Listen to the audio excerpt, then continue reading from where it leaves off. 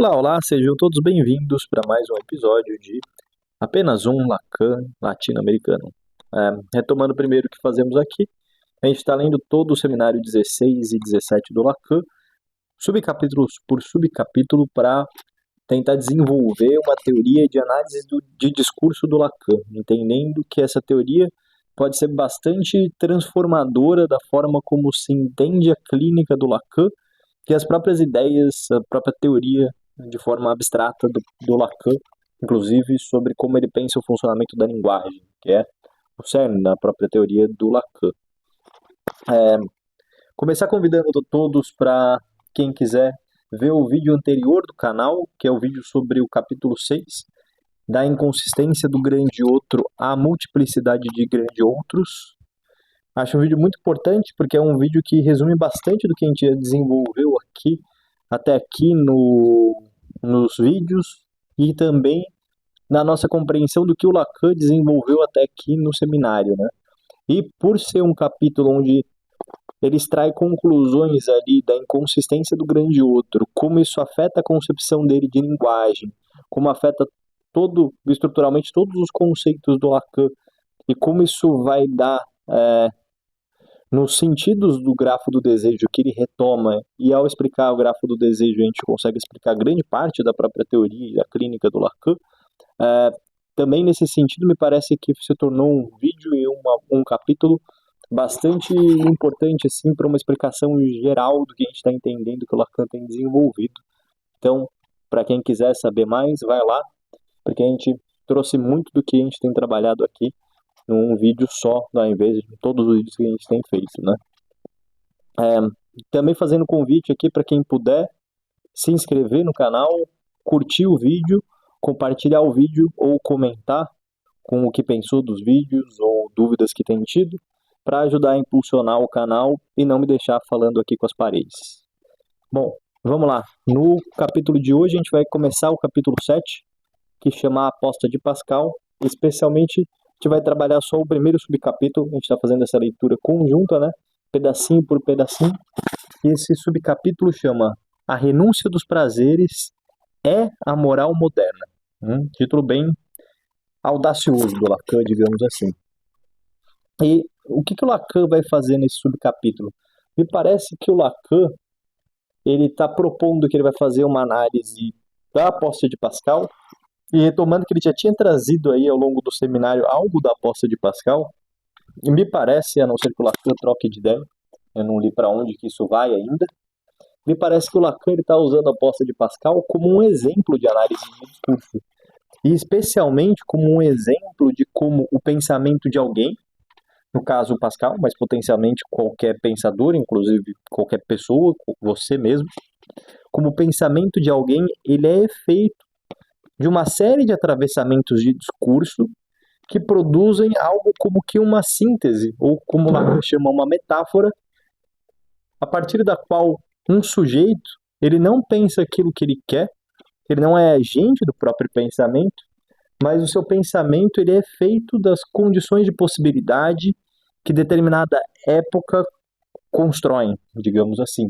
Então o Pascal ele não chegou à aposta de Pascal à toa, como um ato do brilhantismo dele, mas ele chegou à aposta de Pascal porque o próprio pensamento dele tem como condicionante algo como a época em que ele estava inserido pensando. Lacan tem muito dessa ideia, né? Não é uma pessoa que pensa, mas o pensamento de cada indivíduo, digamos assim, ele é completamente condicionado por uma época. E aquilo que os autores produzem é, na verdade, reflexos de pensamentos de uma época que está se pensando com ou sem esses autores. Então, esse autor ele seria mais um exemplo daquilo que a época está podendo pensar do que exatamente assim uma grande inventividade individual. E o Pascal, na aposta de Pascal, lembrando lá, né, a aposta de Pascal, Pascal ele faz uma conclusão lógica que valeria a pena acreditar em Deus, então, portanto, valeria a pena apostar na existência de Deus, porque se você ganha a vida eterna, e se você perde, ou seja, Deus não existe, o que você perde é apenas a vida finita, da vida mundana finita, Então, portanto, aquilo que você tem a ganhar é maior, porque é infinito, em frente àquilo que você tem a perder, que é a vida mundana, que é finita.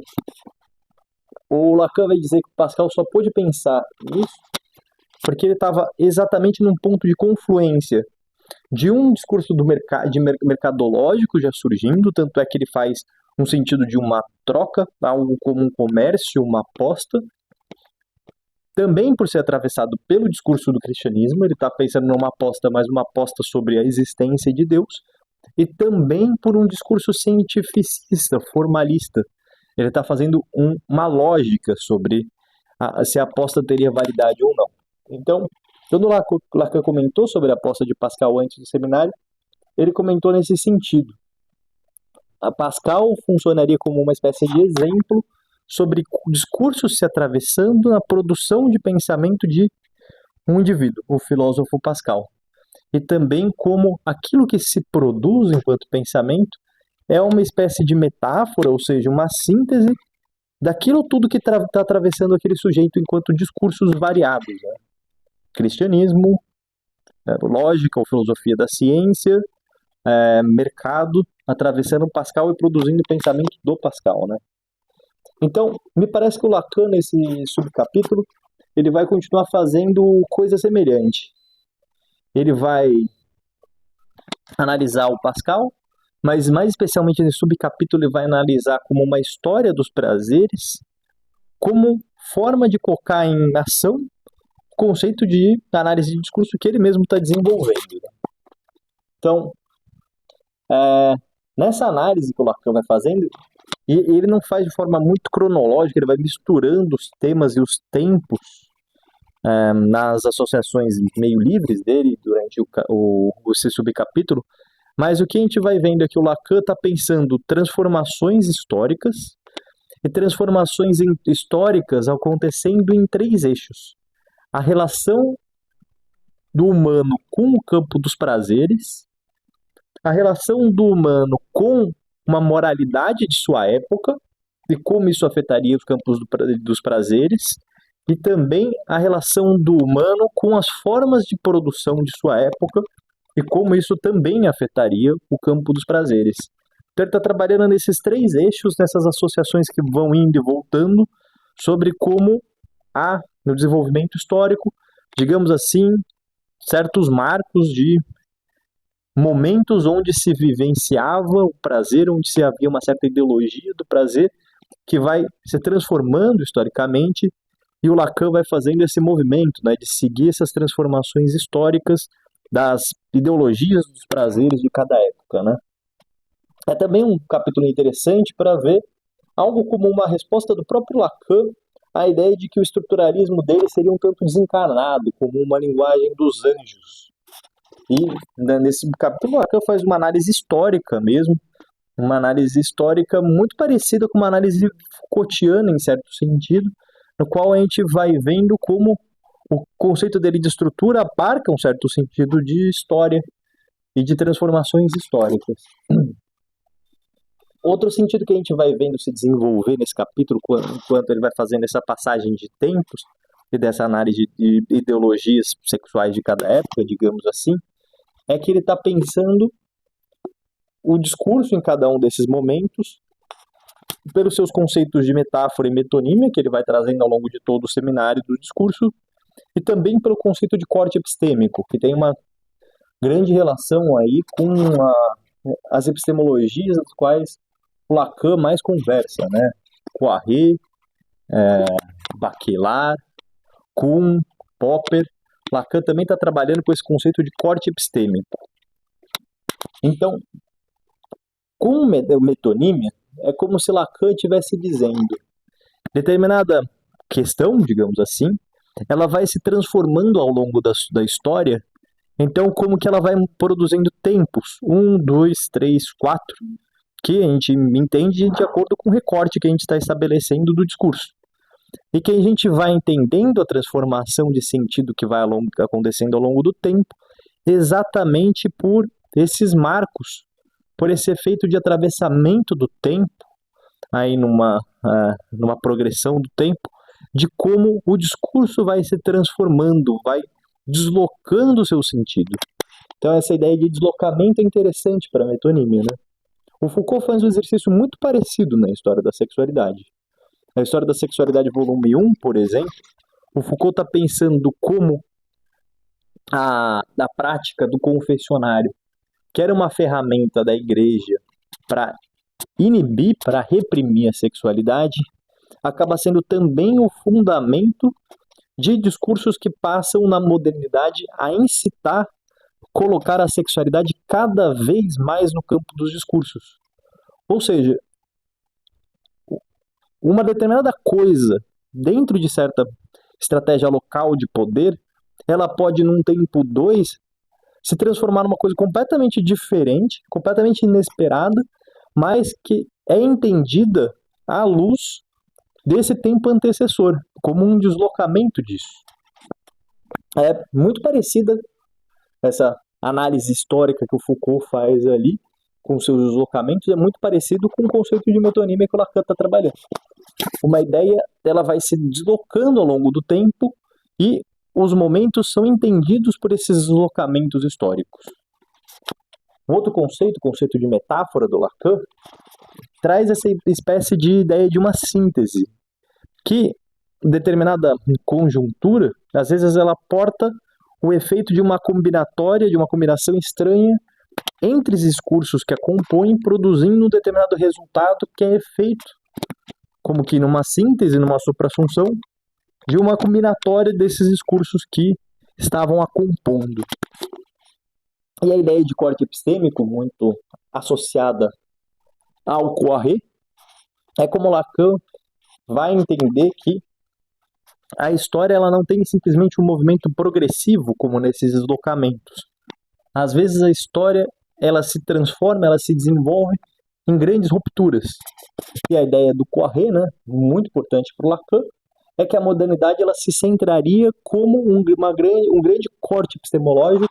A modernidade é o maior corte epistemológico exatamente no sentido que a modernidade representaria a queda do cosmos ordenado da antiguidade, abrindo a possibilidade da questão do desejo, abrindo a possibilidade da própria existência da psicanálise, o Lacan vai dizer, né? A partir do qual um sujeito passa a poder questionar o seu lugar num mundo que se torna aberto, não mais um cosmos ordenado. Bom, então, desenvolver aí os conceitos de metáfora, metonímia e corte epistêmico, que o Lacan vai usar para construir essa história dos prazeres, digamos assim, né?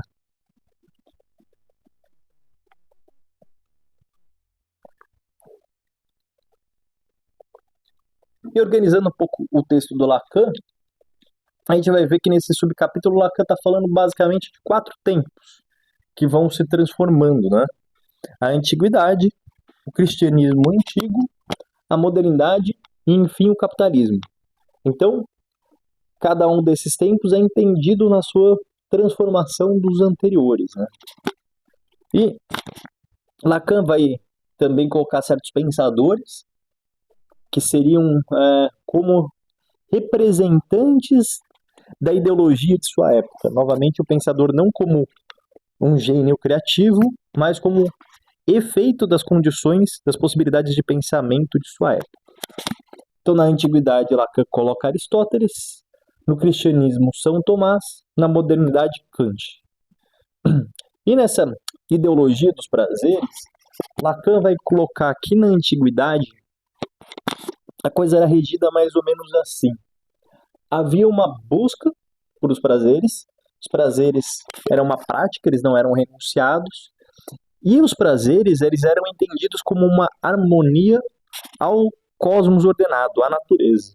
Então, haveria uma essência natural em mim, e aquilo que me produz prazer é porque está em consonância com a minha essência, com o ordenamento do cosmos. Então, portanto, há uma relação muito associada entre um bem, uma moral, que é esse cosmos ordenado, e o prazer.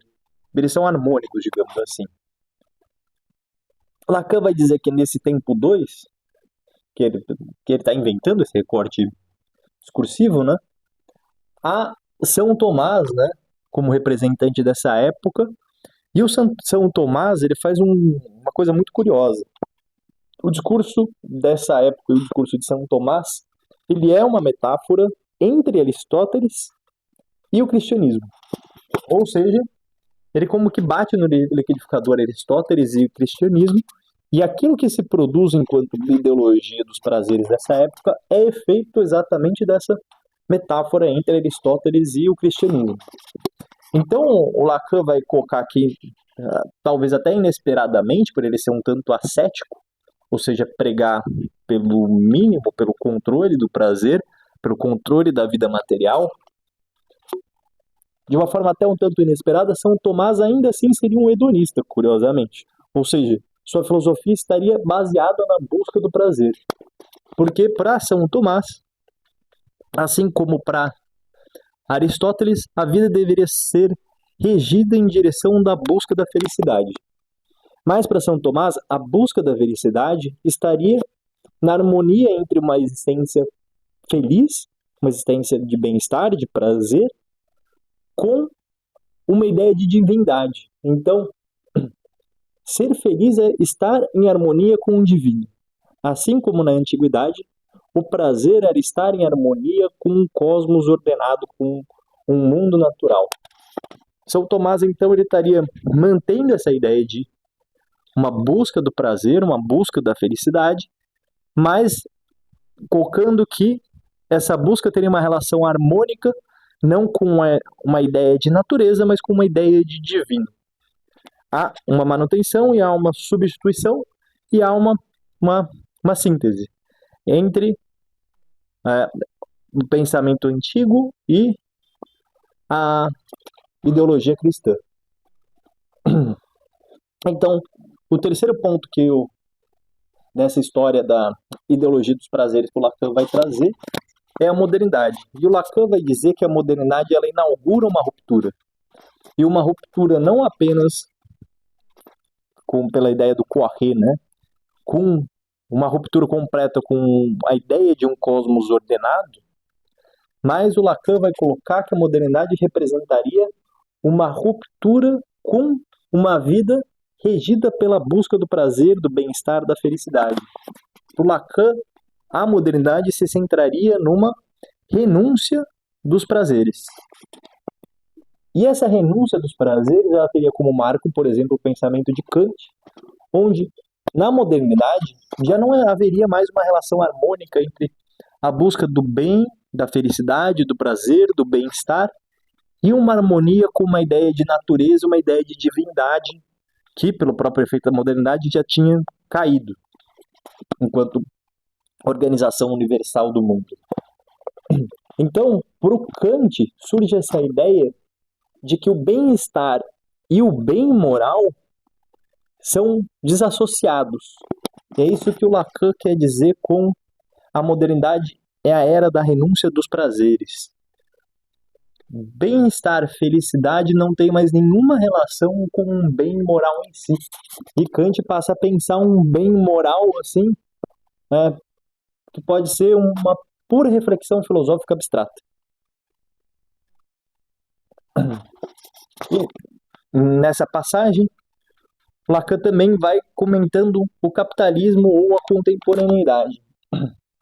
E curiosamente também o Lacan vai pontuar o capitalismo ou a modernidade ou a contemporaneidade também como regido por uma renúncia dos prazeres.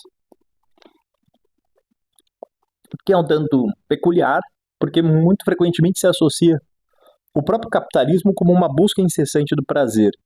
Mas o Lacan fala que a ideologia dos prazeres da atualidade é ainda de uma renúncia dos prazeres. E por que seria? Porque, digamos assim, a ideologia dominante da atualidade, que é o capitalismo, ele teria como único eixo central de forma de propor existência. Então não é cada indivíduo que propõe como pensa a própria existência. É a ideologia dominante, que é o capitalismo. O capitalismo não propõe como eixo de compreensão da realidade a busca pelo prazer ou busca pela felicidade. Isso é só balela de publicidade, diria Lacan. O capitalismo ele tem como único eixo norteador da existência humana produzir mais capital. Que capital produza mais capital. Que capital se multiplique. E que capital busque se proliferar também substitui qualquer ideia possível de bem ou de moral. Então Lacan está propondo que no capitalismo não há busca de felicidade de fato, busca de prazer, busca de bem-estar social, por exemplo. E no capitalismo também não há nenhuma moralidade. Essa relação entre prazeres, busca da felicidade e moralidade, que já teve ligação com uma harmonia com a natureza, uma harmonia com o divino, no capitalismo, prazer se torna renúncia, porque capital só busca multiplicação de capital, não importa bem-estar social, e também se torna da abstenção completa de conceito de moral. Capital não se importa se está certo ou se está errado, capital se importa se vai se multiplicar ou não. Isso, inclusive, até que serve para explicar bastante no nosso mundinho, né? Porque, por exemplo, se produz um medicamento ao invés de outro, simplesmente porque um medicamento, que pode ser pensado como inútil, ele é mais lucrativo do que outro, que teria mais função social, mas foda-se. O capitalismo não está interessado na função social, no bem-estar social, no que é certo e no que é errado. Ele está interessado única e exclusivamente em se multiplicar. É um sistema que é pura expansão de poder, em forma de multiplicação de capital.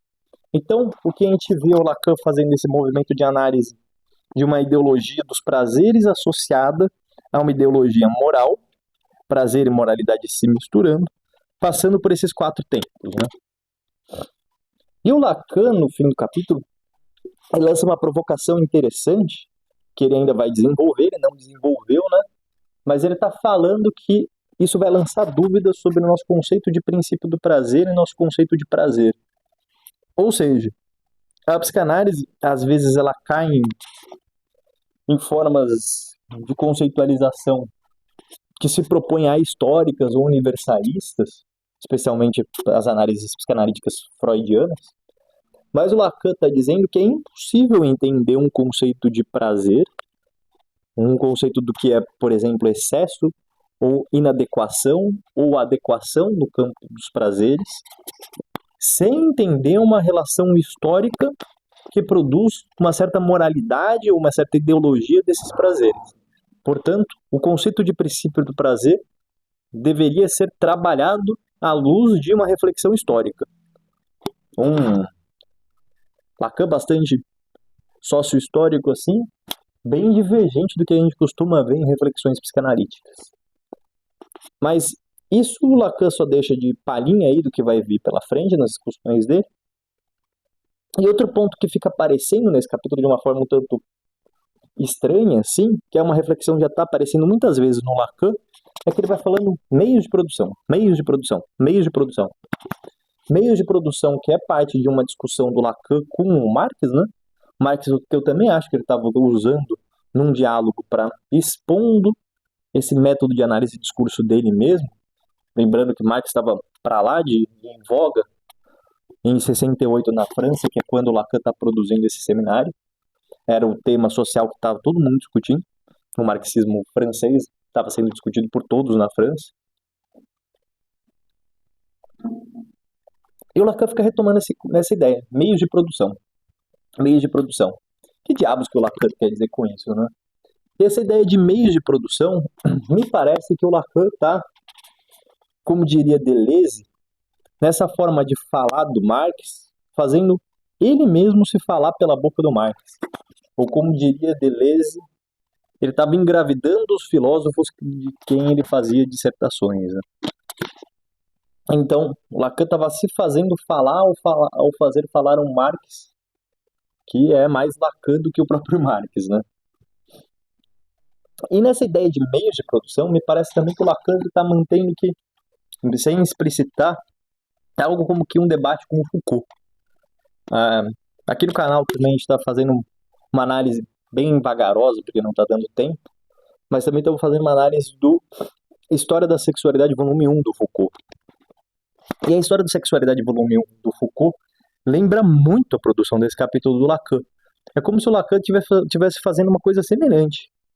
Uma análise de discurso que faz um recorte de discurso tomando uma problemática muito parecida, o campo dos prazeres em sua associação com uma ideologia moral de sua época, em seus deslocamentos, em suas sínteses, em suas rupturas.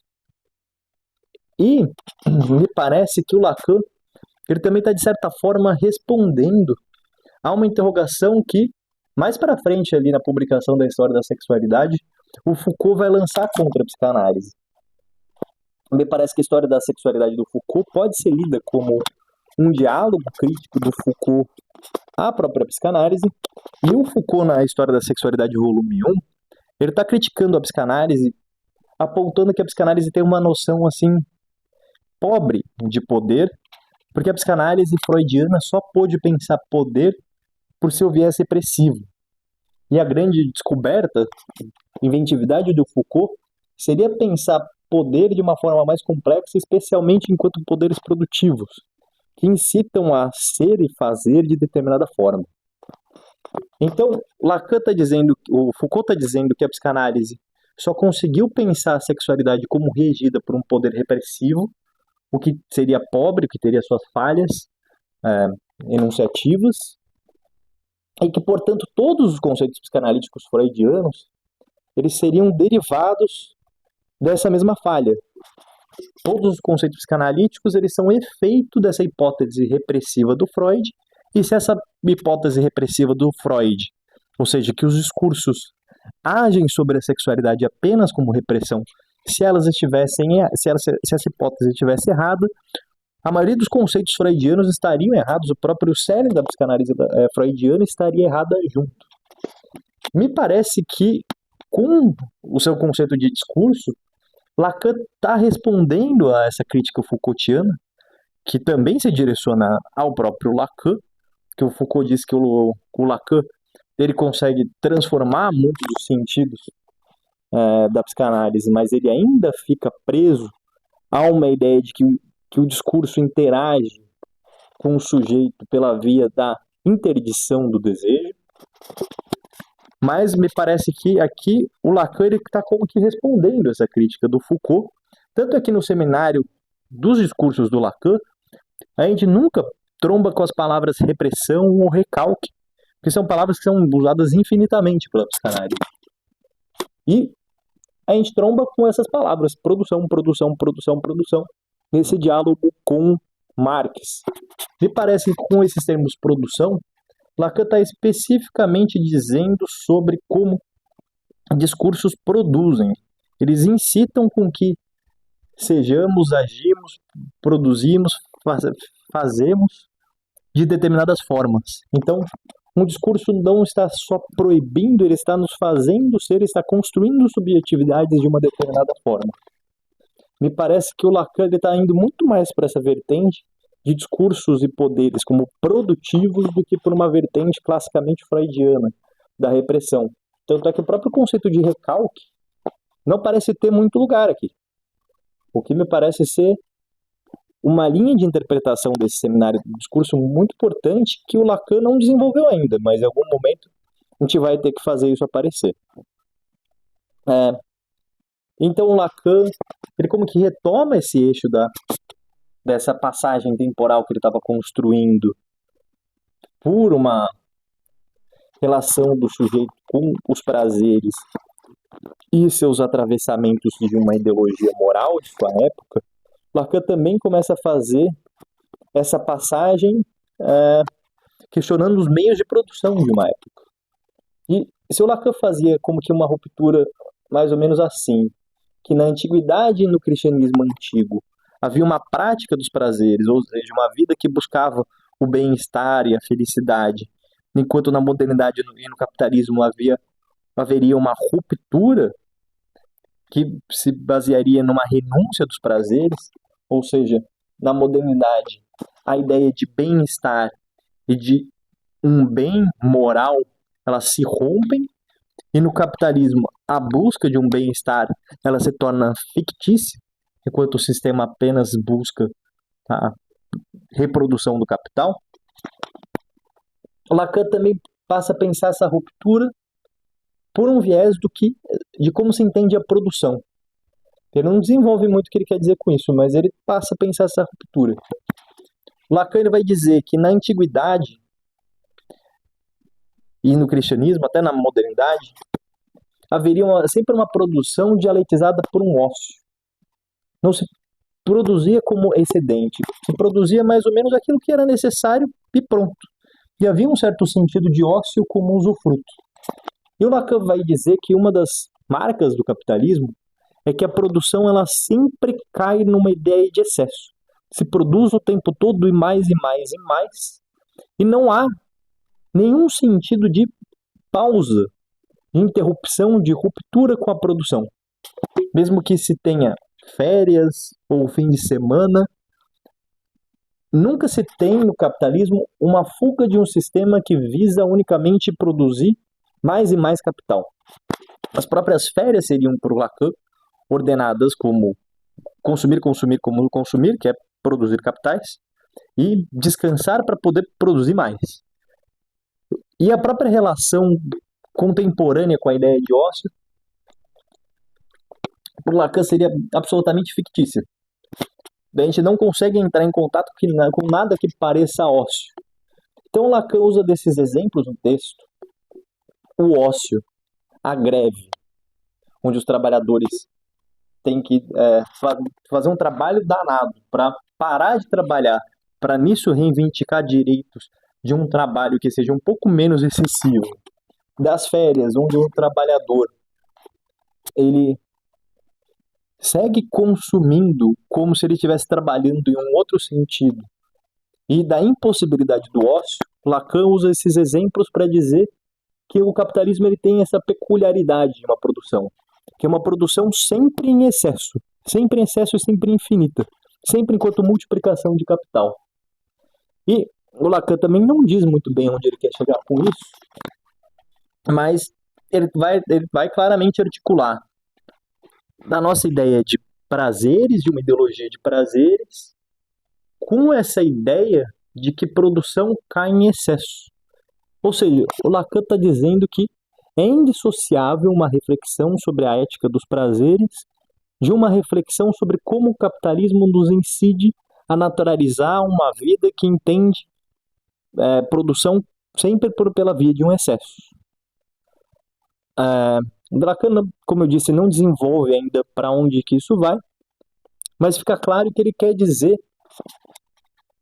que ele vai pensar no próximo subcapítulo essa ideologia dos prazeres associada com a nossa atualidade, com essa queda de uma moralidade e com uma busca infinita e excessiva de produção sempre na via do excesso.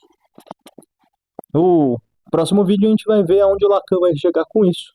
Mas é muito interessante como o Lacan está fazendo essa análise de discurso, desenvolvendo aí perspectivas históricas para a psicanálise, que é terreno bastante assim ausente das reflexões dos psicanalistas, que precisa deixar de ser. É isso. Esse foi o vídeo de hoje. Quem puder, curta, compartilhe, se inscreva no canal, não me deixe falando com as paredes. Um abraço a todos e convido vocês a verem os vídeos antigos do canal. A gente está fazendo alguns vídeos também de resumos do capítulo 1, 2 e do capítulo 6 já foram publicados. Tem também nos shorts alguns vídeos bem rapidinhos para a gente falar da relação da história da sexualidade volume 1 do Foucault com a psicanálise. E na aba comunidade a gente vai postando alguns vídeos de apoio para entender o que Lacan está trabalhando. Um abraço, até mais.